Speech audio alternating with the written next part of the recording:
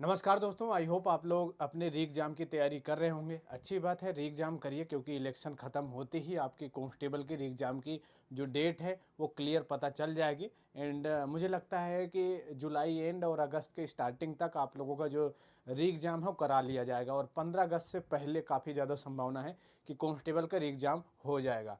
फिलहाल तैयारी करो। कुछ खुलासे भी हो रहे हैं, डेली आप लोग ये खबरें तो देख ही रहे होंगे। डेली नए तरह की खबरें आ रही हैं और नए नए खुलासे हो रहे हैं कि पर्चा लीक का ये मास्टरमाइंड पकड़ा गया, वो मास्टरमाइंड पकड़ा गया। अभी तक बोला जा रहा था राजीव नयन को मास्टरमाइंड, लेकिन अब और भी लोग इसमें इन्वॉल्व होते नज़र आ रहे हैं और भी कुछ खुलासे हो रहे हैं। कहीं जो बायोमेट्रिक मैनेजर है वो गिरफ्तार हो रहा, तो कहीं कोई कहीं कोई। आज की खबर है, इस पर नज़र डाल लो कि पर्चा लीक करने से पहले हर काम किया गया रिहर्सल, मतलब कि इतने बड़े लेवल पे तैयारी हो गई थी कि पूछो मत। मतलब जो पुलिस अधिकारी हैं वो भले ही एग्ज़ाम से पहले दावे कर रहे थे कि हमने बहुत बड़े लेवल पे तैयारी कर रखा है, कुछ स्कैम गड़बड़ी नहीं होगा, लेकिन एग्ज़ाम में गड़बड़ी घोटाला करने वालों ने बड़े लेवल पर काम किया है, घोटाला किया है और अब वही खुलासे हो रहे हैं। और एक बात और बोलना चाहूँगा कि अगर आप लोगों ने इतना प्रेशर जोर नहीं डाला होता तो शायद आपका ये जो एग्ज़ाम है वो कैंसिल भी नहीं होता, वो चाहे आपका आरओ एआरओ का हो या फिर आपका कांस्टेबल को हो। आप लोगों ने मजबूती के साथ अपनी आवाज़ उठाई, सारी चीज़ें सबके सामने रखी, वो चाहे आपके आरओ एआरओ वाले कैंडिडेट हो या फिर कांस्टेबल वाले।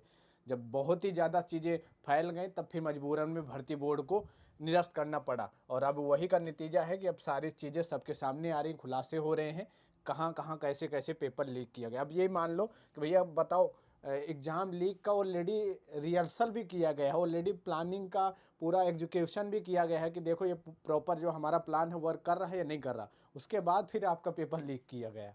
ठीक है, तो ये पर्चा लीक का गैंग और पकड़े गए हैं कुछ लोग। लखनऊ और प्रयागराज से वीवीआईपी मूवमेंट की तरह हर मिनट का काम तय हुआ था, मतलब कि ऑलरेडी इसकी मीटिंग भी होती थी। पेपर लीक का जो गैंग था ऑलरेडी इसका मीटिंग भी करता था कि कैसे कैसे क्या होगा, कैसे कैसे क्या होगा और कैसे हमें कब पेपर बाहर करना है, कितने में बेचना है।